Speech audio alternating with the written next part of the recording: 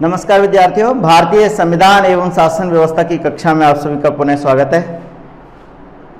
आपके कमेंट्स और सुझाव मुझे निरंतर प्राप्त होते रहते हैं, जिससे मेरा आत्मविश्वास और प्रोत्साहन मिलता रहता है, जिससे मुझे और आप बड़ी ध्यानपूर्वक और गहनता से पढ़ते हैं, अच्छे अच्छे सवाल पूछते हैं, जिससे मुझे लगता है कि आप बहुत अच्छे बारीकी से अध्ययन कर रहे हैं। हम लोग पिछली कक्षाओं भारतीय संविधान की विशेषताएं देखे थे, पार्ट 1, पार्ट 2, पार्ट 3 देखे थे। अब हम भारतीय संविधान को पढ़ने का प्रयास करते हैं। आप और हम मिलकर दोनों भारतीय संविधान पढ़ते हैं और देखते हैं भारतीय संविधान में क्या है। अर्थात हम अनुच्छेद से पढ़ना शुरू करते हैं, अनुच्छेद 1, 2, 3, 4, इस तरह से जो महत्वपूर्ण भाग हैं, महत्वपूर्ण के जो परीक्षा की दृष्टि से अत्यंत आवश्यक भाग है, उनको अध्ययन करने की कोशिश करेंगे। मित्रों, हमने कहा भारत का जो संविधान है, द कॉन्स्टिट्यूशन ऑफ इंडिया, क्या करें। जब 1947 में भारत स्वतंत्र हुआ तो ये अंग्रेजों ने स्वतंत्रता देते समय ये कहा कि जो रियासत है, भारत पूरे रियासतों में बटा हुआ था, राजा महाराजे अपने अपने क्षेत्र के राजा महाराजा थे, और अंग्रेजों का कहना यह था, 1947 का जो स्वतंत्रता संग्राम के बाद जो हमको स्वतंत्रता मिली, उस समय यह कहना था कि जो रियासत चाहे तो अलग रह सकती है और चाहे तो भारत संघ में मिल सकती है। लेकिन ये तो अच्छी बात नहीं थी, देश की एकता और अखंडता सुनिश्चित करना आवश्यक था। और उस समय तत्कालीन गृह मंत्री आदरणीय श्री सरदार वल्लभ भाई पटेल जी ने अपने प्रयासों से, अपने सार्थक प्रयासों से भारत के एकीकरण को करने का प्रयास किया। तब भारत के संविधान एकीकरण जैसे ही भारत करने का प्रयास किया तो फिर कहा गया कि भारत क्या है, इंडिया क्या है। तो भारत के संविधान के, भारत के, ध्यान से समझेंगे, भारत के संविधान के, भारत के संविधान के अनुच्छेद 1 में कहा गया, किसमें कहा गया, अनुच्छेद 1 में, अनुच्छेद 1 में कहा गया कि भारत क्या है, इंडिया, इंडिया क्या है। बोले भारत राज्यों का एक संघ है। क्या है भारत? भारत राज्यों का एक संघ है।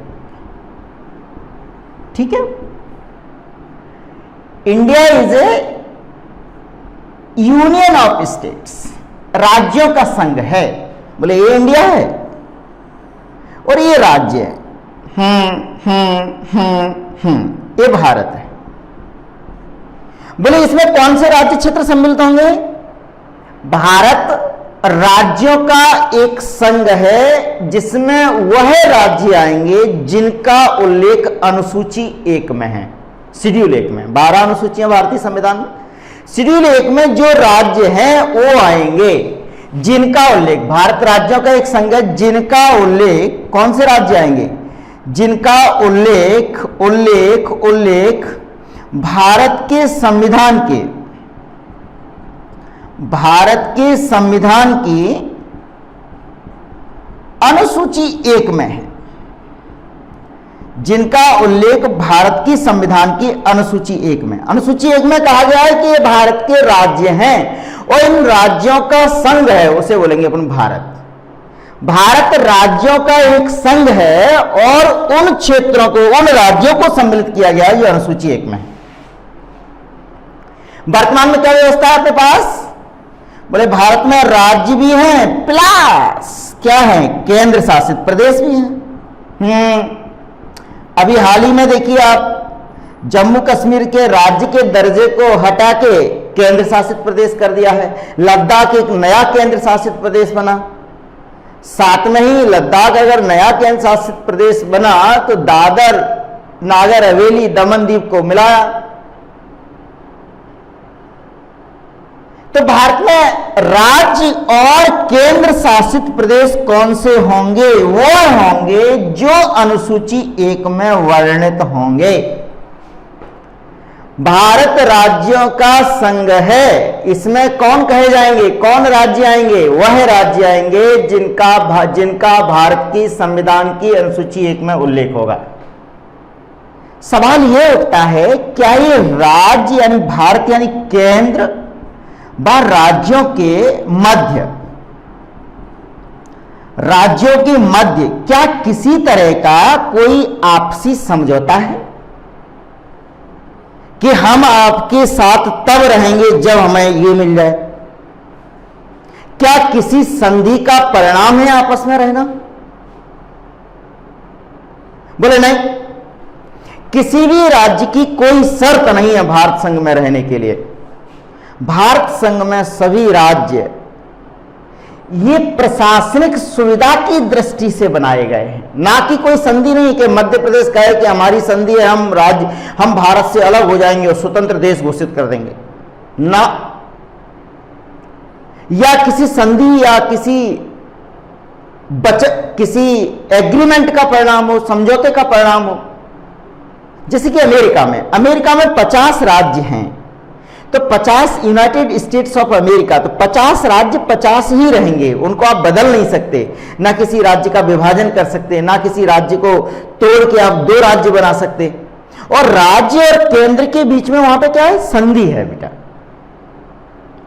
इसलिए जो संघ है वो संघ किस तरह का संघ है? भारत राज्यों का एक संघ है, जिसमें क्या कहा गया है? जो किस तरह का संघ है? भारत राज्यों का एक संघ है जिसका उल्लेख अनुसूची 1 में है। उन राज्यों का उल्लेख कहां है? उन राज्यों का उल्लेख अनुसूची 1 में है। अनुसूची 1 में जो उल्लेख है उन राज्यों का, वह राज्य ही भारत संघ में शामिल होंगे। और ये जो यूनियन बना है, राज्यों का जो संघ बना है, वो किसी संधि या समझौते का परिणाम नहीं है, ये प्रशासनिक सुविधा की दृष्टि से बने। अर्थात अमेरिका की स्थिति क्या है बेटा? यूएसए की स्थिति क्या है? यूएसए में राज्य क्या है? राज्य और केंद्र के बीच, संघ के बीच, केंद्र के मध्य समझौता है। अतः वहां आप देखेंगे कि राज्य की भी नागरिकता अलग होती है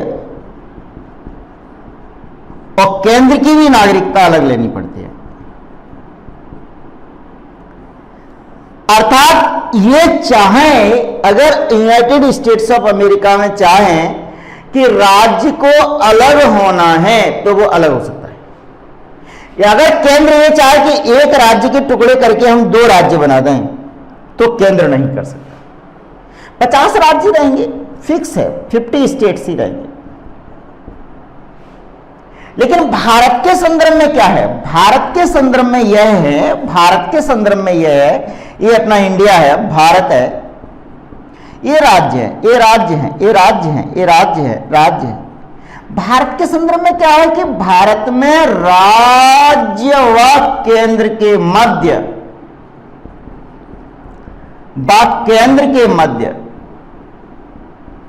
कोई समझौता नहीं है।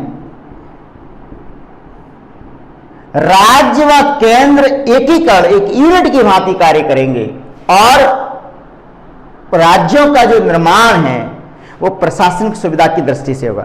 यानी यदि केंद्र चाहे तो किसी राज्य के नाम में परिवर्तन कर सकती है, किसी राज्य का विभाजन भी कर सकती है। अभी आपने हाल ही देखा, किसी राज्य के 2 भाग करके क्या कर सकती है? छोटे छोटे राज्यों का निर्माण भी कर सकता है केंद्र। ये भी भारतीय संविधान के अनुरूप। अगर हम यहां कहें अमेरिका में तो क्या कहेंगे? एक कैसा है? अविनाशी राज्यों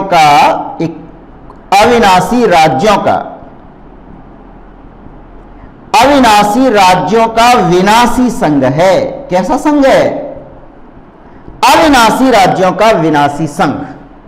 यानी राज्य अगर केंद्र से जैसे ही अलग हो गए तो संघ क्या हो जाएगा? टूट जाएगा, लेकिन राज्य नहीं टूटेंगे। तो राज्य कैसे हैं? अविनाशी, जो नष्ट नहीं हो सकते। राज्य 50 हैं, वो अपने रहेंगे ही। राज्य अगर चाहें अलग अलग हो जाएं तो संघ क्या हो जाएगा? विनाशी हो जाएगा। लेकिन भारत के संदर्भ में क्या है बेटा? भारत के संदर्भ में क्या है? विनाशी राज्यों का विनाशी राज्यों का कैसा संघ है? अविनाशी संघ है। क्या है भैया? अविनाशी संघ है।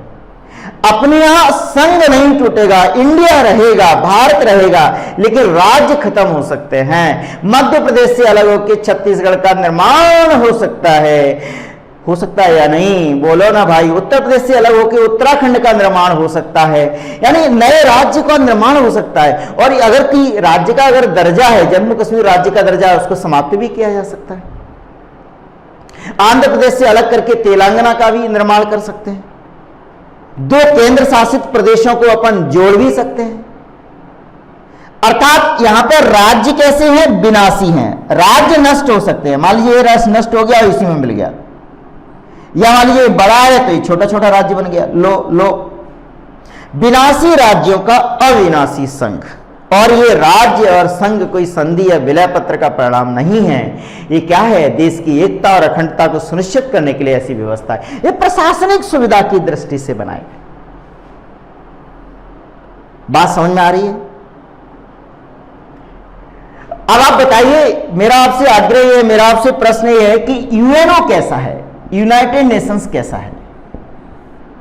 कैसा है बताइए?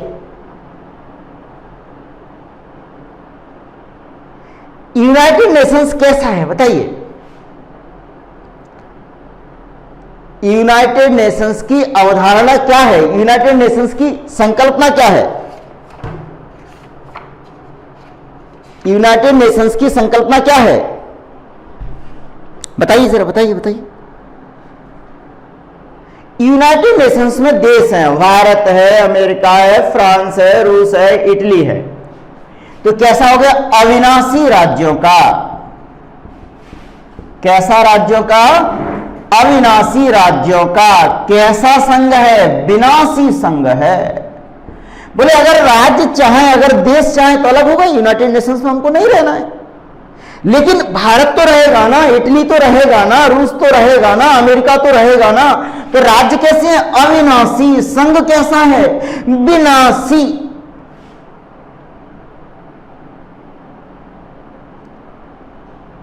बोलो ना भाई, संघ कैसा है? विनाशी।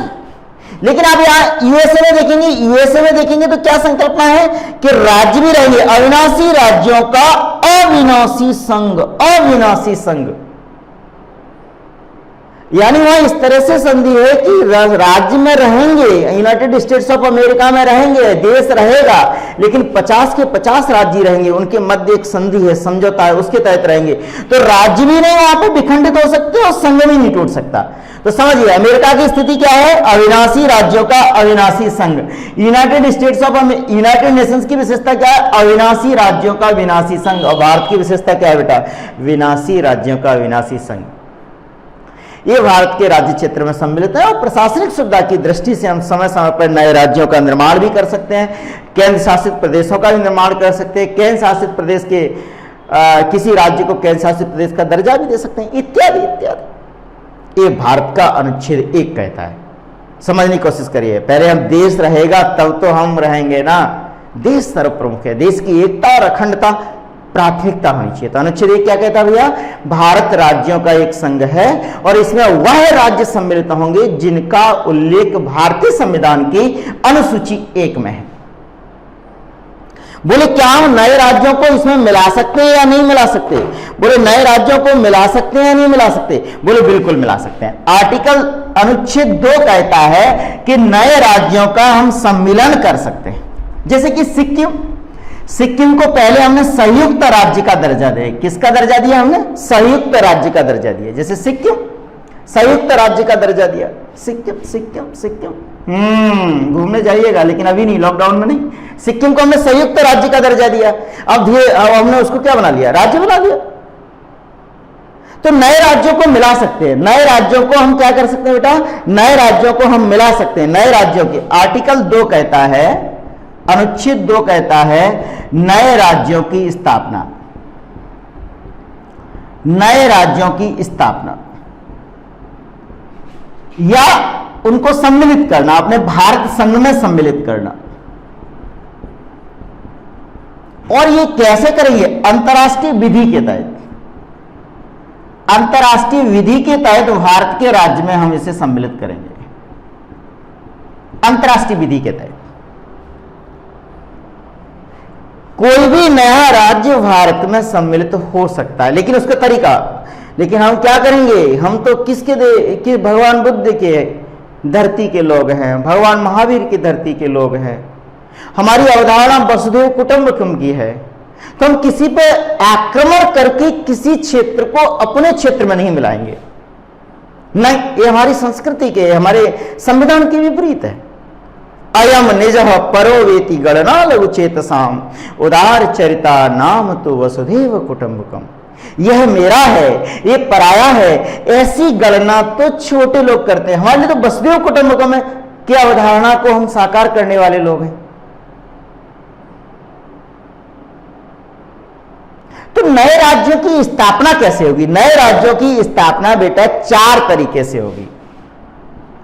पहला, अभ्यर्पण। अभ्यर्पण, अगर अभ्यर्पण के माध्यम से भारत संघ में हम नए राज्यों का निर्माण कर सकते हैं। भारत संघ में, भारत संघ में नए राज्यों का निर्माण कर सकते हैं। अभ्यर्पण,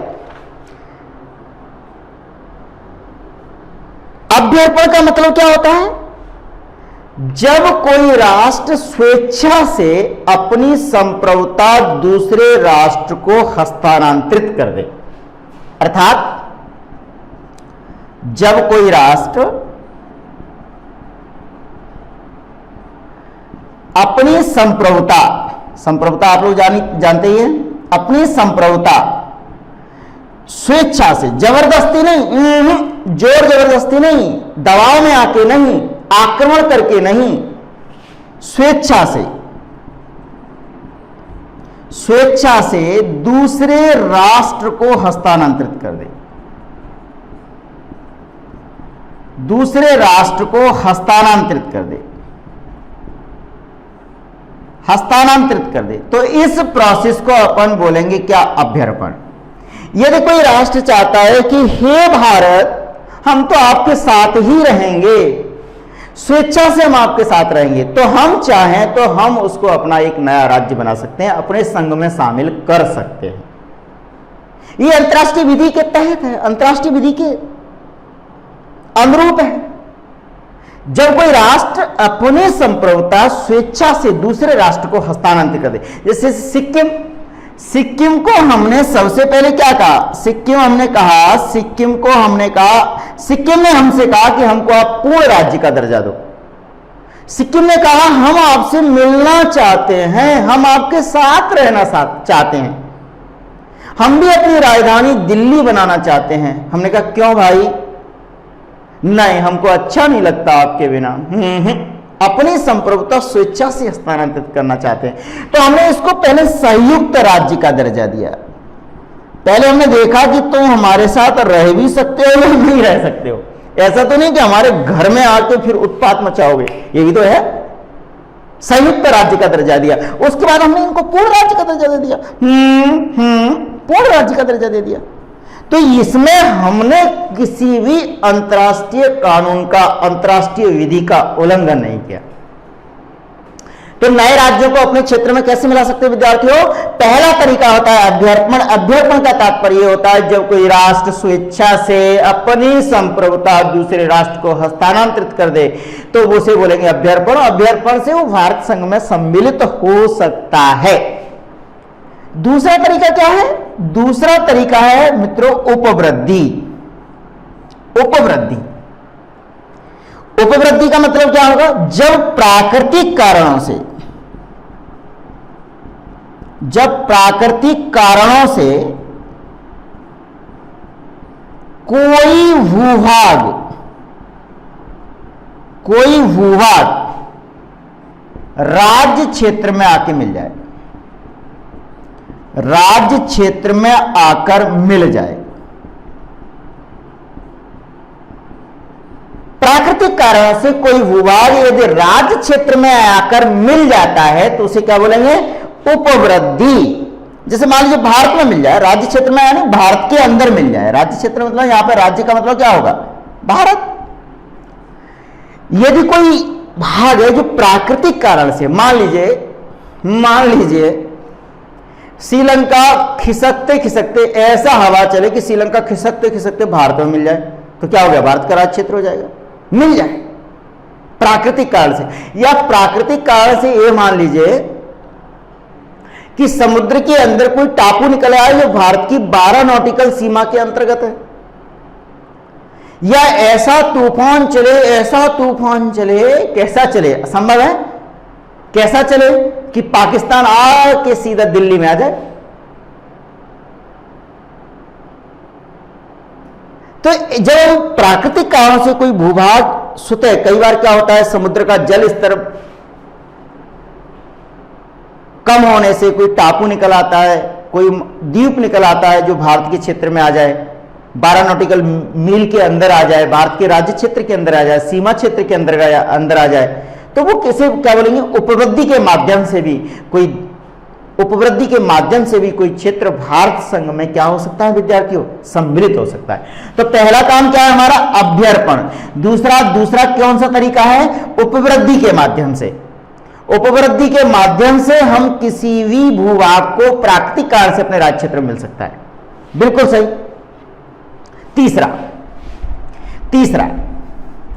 तीसरा तरीका क्या है बेटा अपने राज्य क्षेत्र में मिलाने का? बोले तीसरा तरीका है आवेशन। आवेशन के माध्यम से भी कोई क्षेत्र अपने संघ में मिल सकता है, राज्य क्षेत्र में मिल सकता है, आ सकता है। आवेशन का तात्पर्य क्या है? आवेशन का मतलब यह कब्जा रहित क्षेत्र पर, जिसपे किसी का कब्जा नहीं है, क्षेत्र है अपने पड़ोस में, कब्जा रहित क्षेत्र पर कोई लड़ाई दंगे से नहीं, कोई सैन्य बल से नहीं, कब्जा रहित, जिसपे कोई किसी का कब्जा ही नहीं है, किसी का दावा ही नहीं है, कब्जा रहित क्षेत्र पर यदि भारत अपनी संप्रभुता स्थापित कर ले, अपनी संप्रभुता क्या कर ले बेटा? स्थापित कर ले, कब्जा रहित क्षेत्र पर जिस पे किसी का कब्जा नहीं है, भारत ने कहा ये हम इस पे काम करने लगे, उसको साफ कर लिया, उस क्षेत्र को साफ कर लिया, उस क्षेत्र का हम उपयोग करने लगे। तो इस तरह से अपनी जो सीमा का विस्तार होता है, राज्य क्षेत्र में मिलाना होता है, उसको बोलते हैं अपन आवेशन। जैसे न्यू मूरद्वीप का विवाद आप जानते होंगे, भारत और बांग्लादेश के मध्य। भारत ने कब्जा रहित क्षेत्र था जिसपे क्या कर लिया? अपनी संप्रभुता स्थापित कर ली, उसको साफ कर लिया, अपना पंडाल लगा लिया, अपना झंडा लगा लिया, हम भैया हम काम कर रहे हैं, और किसी की कोई आपत्ति नहीं है, किसी का कब्जा हमने हटाया नहीं, प्राकृतिक स्थल पड़ा हुआ था। तो इस स्थल को अपन बोलते हैं आवेशन। चौथी जो चीज है जिससे अपन भारतीय भूभाग को सम्मिलित कर सकते हैं अंतरराष्ट्रीय विधि के तहत, उसे बोलते हैं अपन चिरभोग। चौथी चीज को अपन बोलते हैं चिरभोग।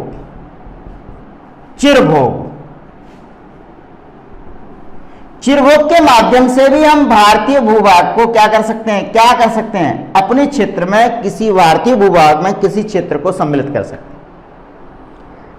सकते हैं। होता क्या है, जैसे मान लीजिए कोई स्थल है, जब कोई राष्ट्र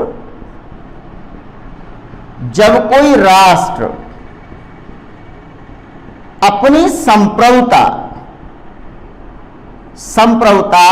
शांतिपूर्ण तरीके से स्थापित कर ले, कैसे स्थापित कर ले? शांतिपूर्ण तरीके से स्थापित कर ले। जब कोई राष्ट्र अपनी संप्रभुता शांतिपूर्ण तरीके से स्थापित कर ले, किसी को कोई आपत्ति नहीं हो, उसे बोलेंगे चिरभोग। क्या बोलेंगे? चिरभोग। और उसका कोई विरोध नहीं करे एवं उसका कोई विरोध ना करे,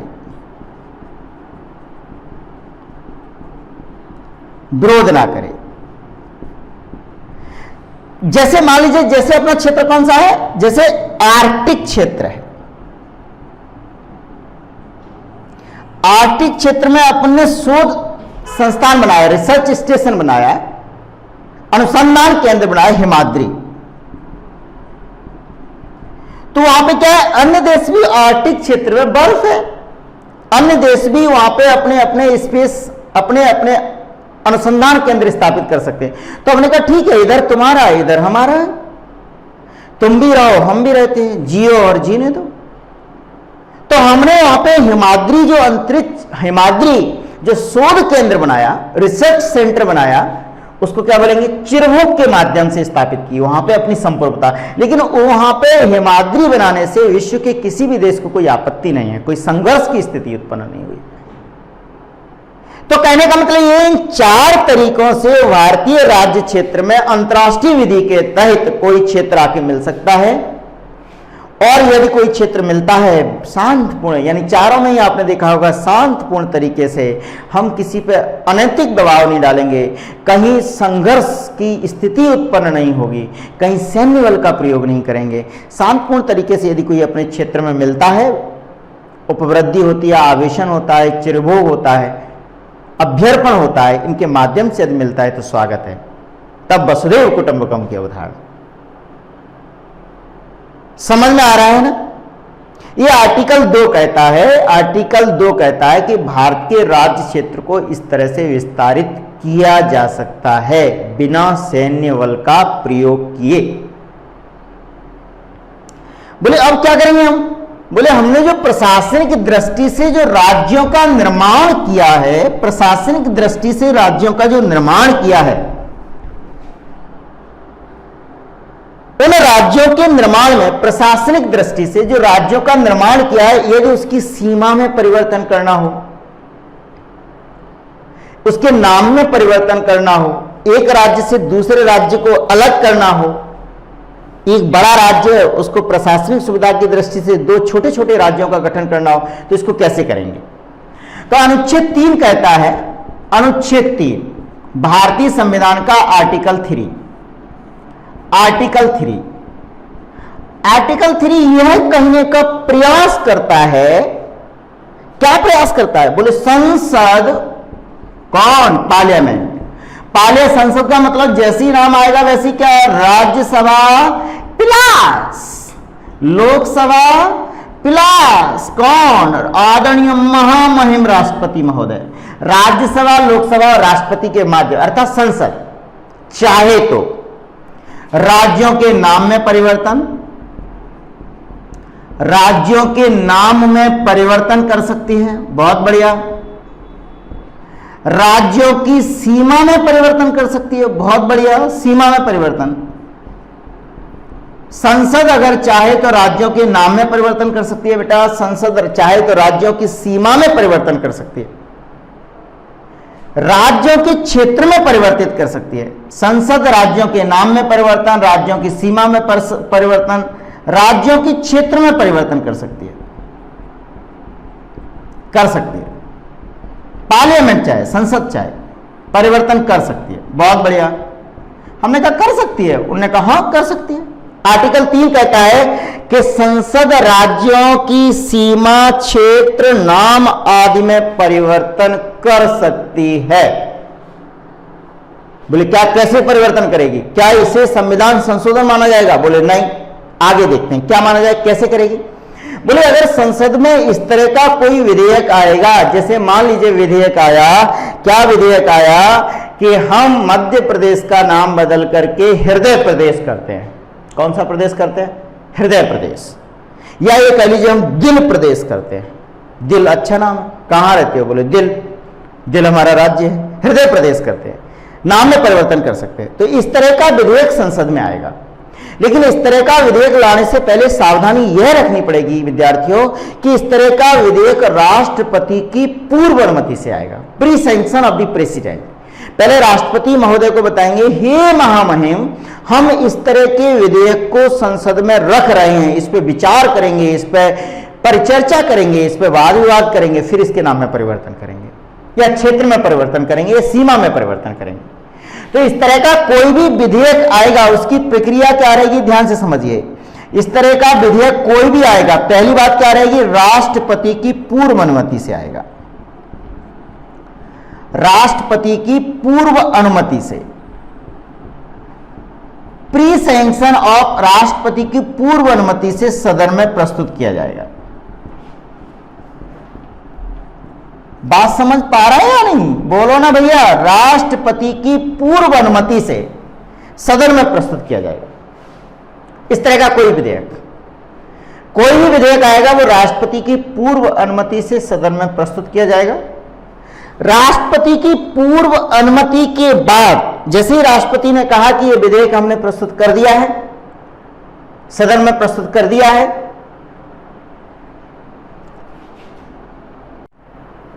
तो अनुच्छेद 3 में क्या है कि संसद राज्यों के नाम में परिवर्तन, राज्यों की सीमा में परिवर्तन, राज्यों के क्षेत्र में परिवर्तन कर सकती है, किंतु इस तरह का कोई विधेयक लाने से पहले राष्ट्रपति की पूर्व अनुमति आवश्यक है। राष्ट्रपति की पूर्व अनुमति आ गई, फिर राष्ट्रपति का अगला कदम क्या रहता है? मान लीजिए हम मध्य प्रदेश का नाम बदल के हृदय प्रदेश कर रहे हैं, तो राष्ट्रपति मध्य प्रदेश से पूछेंगे। अगला कदम क्या रहेगा? राष्ट्रपति संबंधित राज्य से जिस राज्य की सीमा में परिवर्तन हो रहा है, नाम में परिवर्तन हो रहा है, संबंधित राज्य से मत मांगता है। भैया तुम्हारा क्या ख्याल है? जैसे मान लीजिए किसी का नाम सोनू है, हम कहें तुम्हारा नाम टोनू कर रहा है, तो उससे पूछे भाई तुम्हारा क्या ख्याल है, तो उस राज्य से पूछेंगे। राष्ट्रपति पूछते हैं, राष्ट्रपति महोदय पूछते हैं, उस राज्य के पास भेजते हैं उस प्रस्ताव को। वो कहते हैं कि आपके नाम में परिवर्तन हो रहा है, आपकी सीमा में परिवर्तन हो रहा है, आपके क्षेत्र में परिवर्तन हो रहा है, आप अपना मत प्रस्तुत करिए, आप क्या ऐसा चाहते हैं? और वो भी ऐसा नहीं है कि अनिश्चित काल के लिए आपने मत देने के लिए उनसे कह दिया, उन्होंने मत नहीं दिया तो आप इंतजार कर रहे हैं। निश्चित समय सीमा के अंदर, निश्चित समय सीमा के अंतर्गत, निश्चित समय सीमा के अंतर्गत वो मत देने के लिए कह सकते हैं। अगर आपने निश्चित समय सीमा में मत नहीं दिया तो फिर आपसे कुछ नहीं, आप दें या ना दें, फिर जो सदन करेगा, जो संसद करेगी, वो आपको स्वीकार करना पड़ेगा। और जो आपने मत दिया है उस मत को मानने के लिए ये बाध्य नहीं है। मान भी सकते हैं और नहीं भी मान सकते, यानी राज्यों के मत को मानने के लिए, राज्यों के मत को मानने के लिए बाध्य नहीं है। कौन बाध्य नहीं है? बोले संसद बाध्य नहीं है, पार्लियामेंट बाध्य नहीं है। राज्यों के मत को मान भी सकती है और नहीं भी मान सकती। और फिर उसके बाद इस विधेयक को, इस प्रक्रिया के माध्यम से, फिर उसके बाद इस विधेयक को क्या करेंगे बेटा? दोनों सदनों से पारित हो जाना चाहिए, यानी लोकसभा प्लस राज्यसभा, दोनों सदनों से कैसे बहुमत से पारित होना चाहिए? साधारण बहुमत से पारित हो जाएगा। कैसे बहुमत से बेटा? साधारण बहुमत से पारित हो जाना चाहिए, पारित हो जाना चाहिए। इसमें विशेष बहुमत की जरूरत नहीं है, साधारण बहुमत प्लस राष्ट्रपति की हस्ताक्षर, राष्ट्रपति के हस्ताक्षर। और जैसे ही राष्ट्रपति के हस्ताक्षर होंगे ये क्या बन जाएगा? ये कानून बन जाएगा। और जैसे ये कानून बनेगा, संबंधित राज्य का नाम, सीमा और क्षेत्र में परिवर्तन हो जाएगा। ये प्रक्रिया नम्य है अनम्य है? ये साधारण प्रक्रिया है, साधारण बहुमत से। कौन से बहुमत से? हमने लास्ट टाइम पिछली कक्षाओं में देखा था, साधारण बहुमत से, अर्थात 273 से ज्यादा लोग उपस्थित हों उस दिन, और फिर पक्ष में 50% से ज्यादा लोग मत डालें। यानी उस दिन सदन में न्यूनतम उपस्थिति कितनी होनी चाहिए? 273 से ज्यादा। और फिर जो मतदान दे रहे हैं 273 से ज्यादा लोग, उनका 50% +1 इसके पक्ष में आना चाहिए, तो साधारण बहुमत हो गया। पिछली कक्षा में अपने डिटेल में देखा था। और इस प्रक्रिया के माध्यम से किसी भी राज्य के क्षेत्र में, नाम में और सीमा में परिवर्तन किया जा सकता है विद्यार्थियों। ये आर्टिकल 2 में प्राकृतिक कारणों से अव्यर्पण, आवेशन, चिरभोग, उपवृद्धि। आर्टिकल 3 में सदन, संसद के माध्यम से सीमा में परिवर्तन, क्षेत्र में परिवर्तन, नाम में परिवर्तन। भारतीय संविधान का अनुच्छेद 4 क्या कहता है? भारतीय संविधान का आर्टिकल 4 यह कहता है बेटा, भारतीय संविधान का अनुच्छेद 4 क्या कहता है? क्या कहता है अनुच्छेद 4? बोले आर्टिकल 2 और 3 के तहत जो कार्य किए जाएंगे वो संविधान संशोधन नहीं माने जाएंगे। क्या कहता है 4? अनुच्छेद 2 व अनुच्छेद 3 के तहत किए गए कार्य, किए गए संशोधन ही तो हो रहा है संविधान आर्टिकल 368 के तहत, अनुच्छेद 368 के तहत संविधान संशोधन नहीं माने जाएंगे।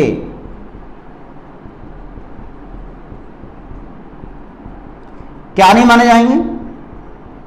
संविधान संशोधन नहीं माने जाएंगे। इसको संविधान संशोधन की प्रक्रिया से अलग रखा। अनुच्छेद 368 के तहत जो प्रक्रिया है वो नहीं, ये साधारण प्रक्रिया है जिसको अनुच्छेद 2 व 3 में, 2 में प्राकृतिक कारणों से, अनुच्छेद 3 में कैसे? संसद के माध्यम से सदन के राज्य, नाम, सीमा, क्षेत्र में परिवर्तन।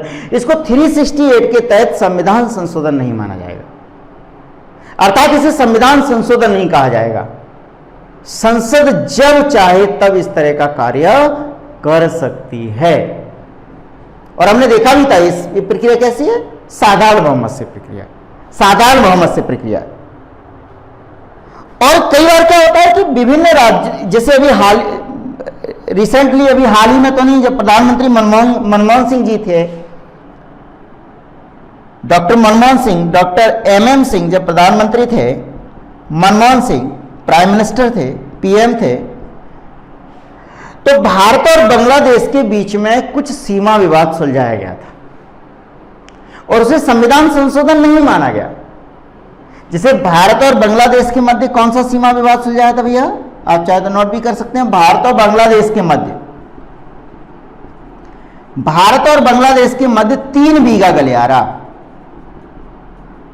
3 बीघा गलियारा जो क्षेत्र था जिसको बोलते थे, इसको सुलझाया गया था। कुछ वस्तियां, कुछ क्षेत्र हमने बांग्लादेश को दिया, कुछ बांग्लादेश का क्षेत्र हमने लिया, ताकि प्रशासनिक सुविधा की दृष्टि से जो विवाद थे वो निरंतर चलते रहते थे, उसको खत्म करने के लिए। और ये किया है मैंने। और इसको 368 के तहत, 368 के तहत संविधान संशोधन नहीं माना गया। संविधान संशोधन नहीं माना गया, 368 के तहत संशोधन नहीं माना गया बेटा। तो समझ गए? आर्टिकल 1, 2, 3 और 4। आर्टिकल 4 में कहा गया है कि आर्टिकल 2 और 3 में जो किए गए कार्य है वो 368 के तहत संविधान संशोधन नहीं माने जाएंगे। सामान्य काम है, सदन संसद कर सकती है। और विभिन्न देशों के साथ जो सीमा विवाद जो संबंधी है सुलझा, अभी आज ही मीटिंग चल रही है, आज ही चर्चा चल रही है। भारत और चीन के बीच में जो सीमा विवाद है, 8 फिंगर्स, 1, 2, 3, 4, 4 फिंगर किसकी हैं? 1, 2, 3 और 4 फिंगर किसकी है भैया? ये तो भारत के पास है, पेंगोंग लेक के पास। और इस तरह जो फिंगर पहाड़ियां हैं, एक उंगलियों जैसी, 5, 6, 7, 8, ये पहाड़ियां किसके पास है? चाइना के पास है। और ये पहाड़ियां किसके पास हैं? 3, 4, 2 और 1। ये पहाड़ियां किसके पास हैं? ये पहाड़ियां भारत के पास हैं। हुआ क्या, अभी कोविड के दौर में यहां भारत की पेट्रोलिंग थोड़ी कम हो गई, पहाड़ी नंबर 4 पे भारतीय सेना की। तो चीन ने इस पर अपने बंकर बनाने का प्रयास कर लिया। यहां पे कब्जा जमाने की कोशिश करने लगे पहाड़ी नंबर 4 पर। पहाड़ी नंबर 4 समझ रहे हैं? जैसे 1, 2, 3, 4, 1, 2, 3, 4, 5, 6, 7, 8, 5, 6, 7, 8। तो ये जो 4 पहाड़ियां ये चाइना के कब्जे में है, और ये जो 4 है ये किसके कब्जे में? इंडिया के कब्जे में है। अब विवाद क्या है कि कोविड-19 के दौर में भारतीय सेना की यहां जो पेट्रोलिंग है वो कम हो गई पहाड़ी नंबर 4 पे, तो चीन के सेना ने इस पे कब्जा जमाने का प्रयास किया। जो विवाद अभी बना हुआ है आज, जिस पे 3 स्टार जनरल रैंक के ऑफिसर चर्चा के माध्यम से सुलझाने की कोशिश कर रहे हैं। चाइना इन पहाड़ियों पर अपनी सड़कें भी बना रहा हो, हम यहां बंकर भी बनाते हैं तो उसको आपत्ति होने लगती है। मूलतः विवाद ये है। तो ये सीमा संबंधी विवाद अगर सुलझाए जाएंगे उसे संविधान संशोधन नहीं माना जाएगा आर्टिकल 368 के तहत। बात समझ रहे हैं?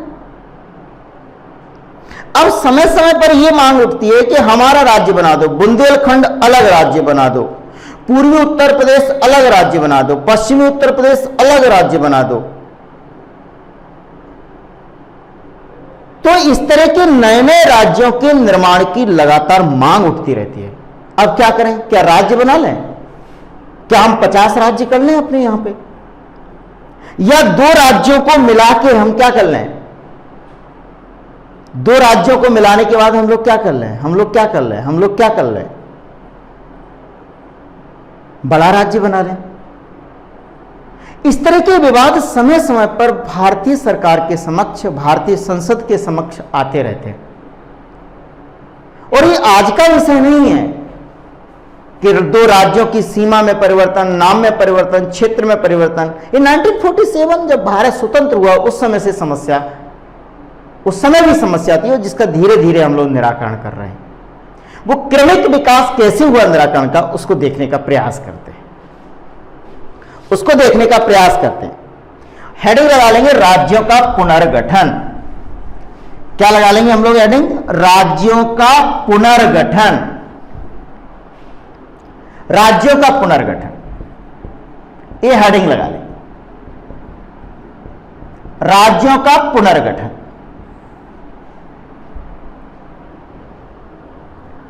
Reorganisation of the state.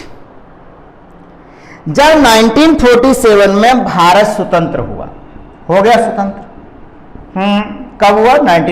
कई लोगों को तो लगा ही नहीं कि 1947 में भारत स्वतंत्र। 3-4 साल तो लोग ऐसे ही घूमते रहे कि स्वतंत्र ही नहीं हुआ है। जैसे वर्तमान में भी अभी लोग, कई लोगों को लग रहा है कि लॉकडाउन खुला ही नहीं है, घर में ही बैठे हैं। 1947 में जब भारत स्वतंत्र हुआ तो कुल रियासतें अपने पास थी 552, लगभग कुल रियासतें बेटा 552 थी, 552 रियासतें। और तत्कालीन गृह मंत्री आदरणीय श्री सरदार वल्लभ भाई पटेल की यह जिम्मेदारी थी कि इन रियासतों को भारतीय संघ में एकीकृत करें। 3 बाकी रियासतें मिल गई, लेकिन 3 रियासतें ऐसी थी जिन्होंने मिलने की कोशिश नहीं की, जो मिलना नहीं चाहती थी। जूनागढ़, हैदराबाद और जम्मू कश्मीर, जम्मू एंड कश्मीर। ये 3 रियासतें ऐसी थी तो जो भारत संघ में सम्मिलित नहीं होना चाहती थी।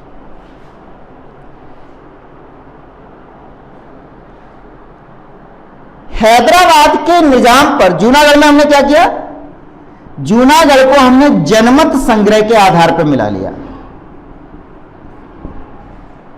रेफरेंडम करा लिया, जनमत संग्रह के आधार पर भारत संघ में मिला लिया। और हैदराबाद के निजाम नहीं माने तो तत्कालीन गृह मंत्री के कूटनीतिक प्रयासों से, यानी हैदराबाद में हमने क्या कर ली?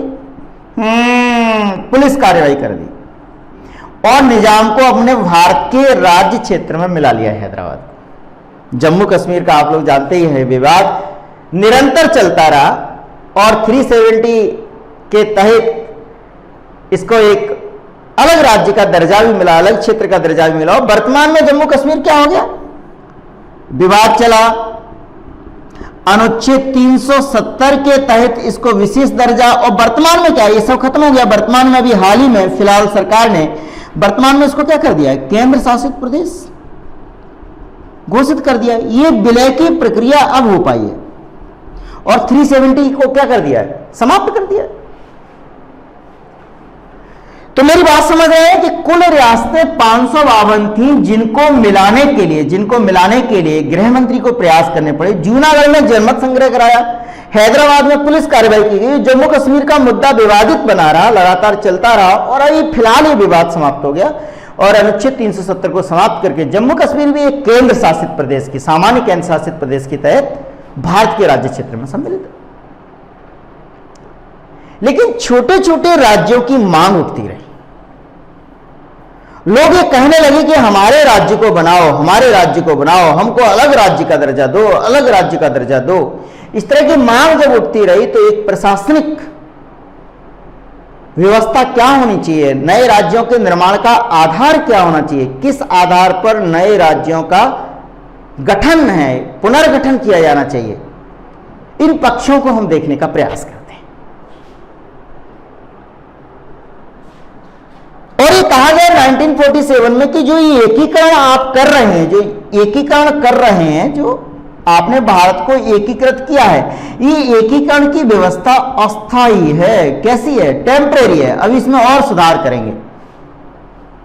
लेकिन कुल रियासतों को मिला लिया। उस समय तत्कालीन कार्य क्या, तात्कालिक समस्या क्या थी कि इनका सम्मिलन किया जाए, भारतीय संघ में एकीकृत किया जाए। तो हम देखते हैं हमने क्या प्रयास किया, क्या हमारे प्रयास हुए, इनको हम लोग देखने की कोशिश करते हैं। समय समय पे हमारे राज्यों के पुनर्गठन से संबंधित आयोग बनते रहे।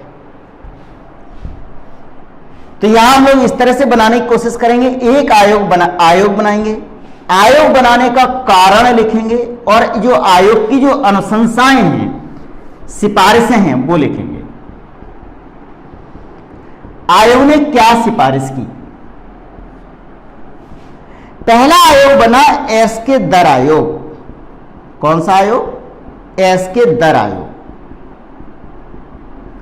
एसके दर आयोग 1948 में। 1948 में एसके दर आयोग बनाया। और किस बात के लिए बनाया? कि राज्यों का पुनर्गठन किस तरह से करें। इस आयोग के बनने का कारण क्या था? कि एकीकरण अस्थायी व्यवस्था है। जो भारत का एकीकरण किया गया है वो कैसा है बेटा? अस्थायी है। बात समझ रहे हैं या नहीं समझ रहे? 552 रियासतों को जो मिलाया उस समय भारत संघ में, तो लोगों ने कहा नहीं, एकीकरण अस्थायी है, टेम्परेरी है, ऐसे नहीं कि हमारे राज्य अलग अलग बनाओ, इस आधार पर राज्यों का निर्माण नहीं करो। तो हमने कहा ठीक है भैया, एसके दर आयोग बनाया। और एसके दर आयोग 1948 में बना और कहा कारण क्या बनाया? कि एकीकरण अस्थायी है, इस कारण से आयोग बना। एकीकरण क्या है? अस्थायी है। और दक्षिण राज्यों से, दक्षिण से यह मांग उठने लगी, दक्षिण क्षेत्र से यह मांग उठने लगी, साउथ से मांग उठी का मतलब ये नहीं कि मांग सो के उठ गई, ये डिमांड होने लगी। क्या डिमांड होने लगी? बोले भाषा के आधार पर राज्य बनाओ, भाषा के आधार पर राज्यों का निर्माण हो, भाषा के आधार पर राज्यों का निर्माण होना चाहिए, बहुत बढ़िया। किसने मांग उठाई? दक्षिण के क्षेत्र ने। उन्होंने कहा कन्नड़ वाले अलग राज्य में, तेलुगु वाले अलग राज्य में, तमिल वाले अलग राज्य में, पंजाबी वाले अलग राज्य में, हिंदी वाले अलग राज्य में, हर भाषा के आधार पर एक भाषा एक राज्य। इस सिद्धांत को ये स्वीकार कर, इस सिद्धांत को डिमांड कर रहे थे, मांग कर रहे थे। इसके लिए हमें दर आयोग, हमने एसके दर आयोग से कहा कि भैया इनकी मांग को देखो और हमको सिफारिशें दो कि हमको करना क्या है, और जब एसके दर आयोग ने सिफारिश दी, एसके दर आयोग ने कहा कि अभी अभी हम एक हुए हैं, वैसे ही हम रियासतों में बटे हुए थे, अंग्रेजों ने वैसे ही फूट डालो शासन करो की नीति अपनाई और हम पर शासन करते रहे। इसलिए दर ने कहा, एसके दर आयोग ने कहा, क्या कहा? सिफारिश दी, बोले भाषाई आधार पर राज्य का निर्माण ना हो, भाषाई आधार पर राज्यों का निर्माण ना हो, बिल्कुल ना हो। एक भाषा एक राज्य के सिद्धांत को इन्होंने नकार दिया। इससे क्या होगा, अलगाव की भावना पनपेगी, एकीकृत नहीं हो पाएंगे। और उन्होंने कहा कि राज्य जो बनने का आधार है, राज्य पुनर्गठन का जो आधार है, राज्य पुनर्गठन का जो आधार है, वो आधार क्या होना चाहिए, बोले प्रशासनिक सुविधा की दृष्टि से, प्रशासनिक सुविधा की दृष्टि से राज्य बनने चाहिए, सुविधा की दृष्टि से राज्यों का निर्माण हो। बात समझ गए? दर आयोग बना 1948 में। ये दर आयोग बनने का कारण क्या था, क्योंकि मांग ये उठ रही थी कि एक भाषा एक राज्य। सिफारिश ने कहा कि भाषाई आधार पर राज्यों का निर्माण ना हो, न एक भाषा एक राज्य के सिद्धांत को नकार दिया और कहा कि राज्य पुनर्गठन का जो आधार है वो क्या होना चाहिए, प्रशासनिक सुविधा की दृष्टि से। अगर प्रशासन नहीं कर पा रहे हैं, कोई दूर दराज के क्षेत्र है, मान लीजिए उत्तर लखनऊ में बैठा हुआ व्यक्ति अब रुद्रप्रयाग, चमोली, उत्तराखंड के क्षेत्रों में प्रशासन नहीं कर पा रहा है, तो प्रशासनिक दृष्टि से हम राज्यों का निर्माण कर सकते हैं, यथासंभव कर सकते हैं, किंतु भाषा के आधार पर राज्यों के निर्माण को इन्होंने नकार दिया। बात ठीक की, लेकिन बात तो ठीक की, लेकिन दर आयोग की जो सिफारिशें थीं, इस सिफारिश से ये लोग संतुष्ट नहीं हुए। इन्होंने कहा नहीं, हम दर आयोग की सिफारिशों से संतुष्ट नहीं है, और यहां असंतुष्टि आने लगी, असंतुष्टि आने लगी। और जैसे ही दर आयोग की सिफारिशों से असंतुष्टि आई तो क्या हुआ, एक और समिति बनाई हमने, और इसको बोलने लगे अपन जेबीपी समिति, जेबीपी समिति। जवाहरलाल नेहरू, वल्लभ पटेल, सरदार वल्लभ भाई पटेल, सीरी लगा सकते हैं, वल्लभ भाई पटेल, बहुत बढ़िया, प्लस श्री पट्टाभी सीतारमैया, जो मध्य प्रदेश की प्रथम राज्यपाल भी रहे, पट्टाभी सीतारमैया, एक समिति बनाई। 1948 में यह समिति बनी, और इस समिति बनाने का जो कारण था वो क्या था, रीजन क्या था इस समिति बनाने का? कारण यह था कि दर आयोग की जो अनुशंसाएं थी, दर आयोग की अनुशंसाओं से असंतोष था, अनुशंसाओं से असंतोष उभरा, असंतोष उभरा, और जो असंतोष उभरा उसके कारण जेबीपी समिति बनाई। और जेबीपी समिति से पूछा गया आप क्या चाहते हो, आप राज्यों का पुनर्गठन किस आधार पर चाहते हो? और जेबीपी समिति में जवाहरलाल वल्लभ, अब आपको पता है वल्लभ भाई पटेल क्या करने वाले, आप समझिए, थोड़ा एटीट्यूड समझिए। सरदार वल्लभ भाई पटेल जिस समिति में है, क्या वो ये मान के चलेंगे कि एक भाषा के आधार पर एक राज्य का गठन हो? और इन्होंने क्या किया, सिफारिश इन्होंने क्या की, इन्होंने सिफारिश यह की, सिफारिश इन्होंने क्या की भैया, सिफारिश ये की भैया, क्या सिफारिशें की, बोले भाषाई आधार को नकार दिया, भाषाई आधार को क्या कर दिया भैया, अस्वीकार कर दिया, अस्वीकार कर दिया। बोले भाषाई आधार पर अब राज्यों का निर्माण नहीं कर सकते, एक भाषा एक राज्य नहीं। बात बिल्कुल ठीक थी।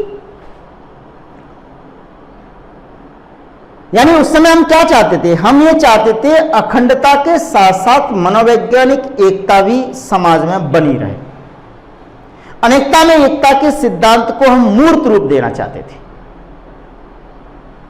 इसलिए जेबीपी समिति ने भाषाई आधार को अस्वीकार कर दिया।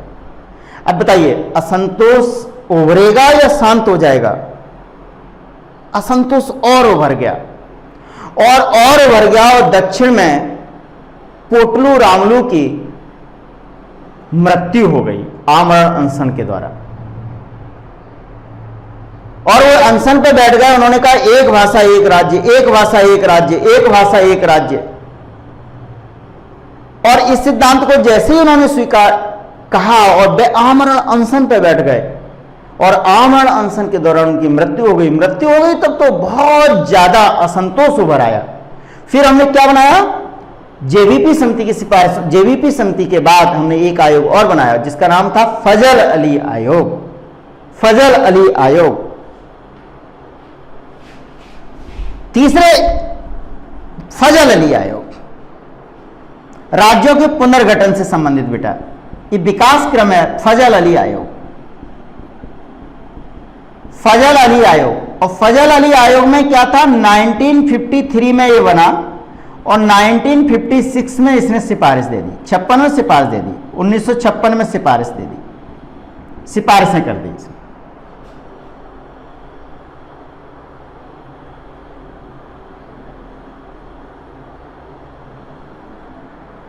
कारण क्या था इस राज्य को इस आयोग को बनाने का कारण क्या रखा, श्री रामलू की मृत्यु।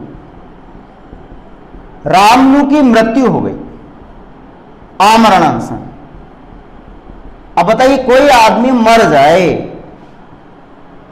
असंतोष उभर गया, और इनका जैसे ही इनका असंतोष उभरा, आमरण अनशन हो गया, तो क्या हुआ, तेलुगु क्षेत्र से अलग करके, तेलुगु क्षेत्र से अलग करके क्या बनाया अपन ने, आंध्र प्रदेश राज्य का निर्माण कर दिया। आंध्र प्रदेश राज्य का निर्माण कर दिया।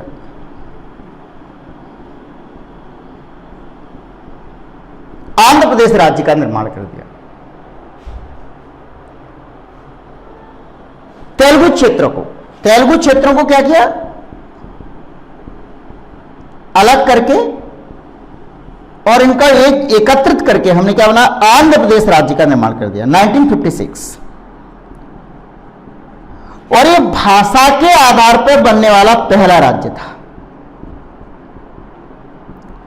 भाषा के आधार पर बनने वाला पहला राज्य था। समझिए, रामलू की मृत्यु के कारण असंतोष इतना उभर गया कि भारत को, आंध्र प्रदेश को अलग करना पड़ा, तेलुगु क्षेत्र को अलग करके आंध्र प्रदेश नाम का राज्य बनाना पड़ा। आंध्र प्रदेश जैसे ही राज्य बनाया, अब इसकी सिफारिशें क्या है, फजल अली आयोग की। फजल अली आयोग से कहा भैया आप अपनी सिफारिशें दो, तो फजल अली आयोग ने क्या सिफारिशें दी। फजल अली आयोग की सिफारिश क्या थी,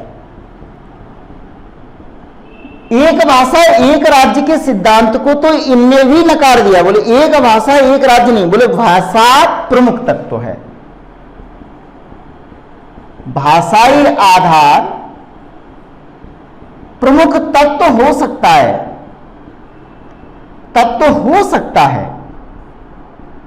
किंतु एकमात्र तत्व नहीं है। भाषा एक प्रमुख तत्व हो सकती है राज्य बनाने के लिए, लेकिन एकमात्र केवल भाषा ही तत्व नहीं है अलग राज्य के निर्माण के लिए। यानी क्या कहा इन्होंने एक भाषा एक राज्य के सिद्धांत को नकार दिया। एक भाषा एक राज्य के सिद्धांत को क्या कर दिया, अस्वीकार कर दिया। बोले एक भाषा एक राज्य नहीं, भाषा प्रमुख तत्व हो सकती है किंतु एकमात्र तत्व नहीं है। फिर क्या होना चाहिए, बोले राज्य बनाने का जो आधार होना चाहिए, वो आधार क्या होना चाहिए राज्य बनाने का। बोले राज्य बनाने का आधार होना चाहिए, क्या आधार होना चाहिए, बोले राष्ट्र की एकता और अखंडता बनी रहे। पहली बात, राष्ट्र की एकता एवं अखंडता सुनिश्चित रहे राज्य बनाने का इस आधार पर। दूसरा क्या, प्रशासनिक सुविधा की दृष्टि से, इसी आधार पर वर्तमान में भी राज्य प्रशासनिक सुविधा की दृष्टि से राज्य का निर्माण किया जाए। और क्या, और किस आधार पर किया, बोले सांस्कृतिक एकरूपता भी आधार हो सकती है। सांस्कृतिक एकरूपता के आधार पर राज्यों का निर्माण किया जाए। एकरूपता के आधार पर निर्माण किया जाए।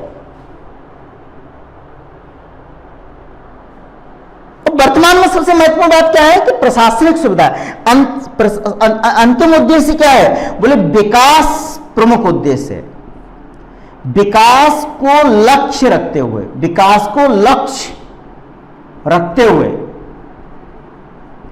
राज्य का निर्माण, राज्यों का निर्माण। और विकास का लक्ष्य रखते हुए राज्यों के निर्माण का मतलब क्या है? बोले कौन सी अवधारणा? बोले समावेशी विकास की अवधारणा। वर्तमान में देखिए अंतिम उद्देश्य हमारा क्या होना चाहिए? उस क्षेत्र विशेष का विकास होना चाहिए। क्षेत्र विशेष के लोगों को विकास की प्रक्रिया में सक्रिय सहभागिता सुनिश्चित करने का अवसर मिलना चाहिए। यह हमारा आधार है छोटे छोटे राज्यों के निर्माण का।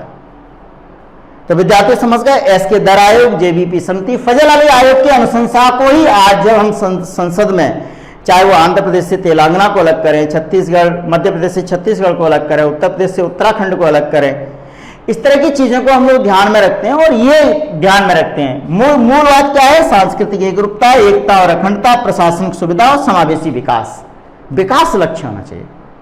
तो हम लोग देखेंगे कि छोटे राज्य होने चाहिए या बड़े राज्य होने चाहिए। तो हम लोग अगली कक्षा में इस तरह का डिस्कशन रखेंगे कि छोटे राज्य वर्सेस बड़े राज्य। और आप लोग भी ये लोग सोचने की कोशिश करिए। आज का प्रश्न यही है, क्या भारत में छोटे छोटे राज्यों का निर्माण होना चाहिए? प्रश्न भी लिख लेते हैं अपन चलते चलते। क्या भारत में, इसका आंसर देंगे, क्या भारत में छोटे छोटे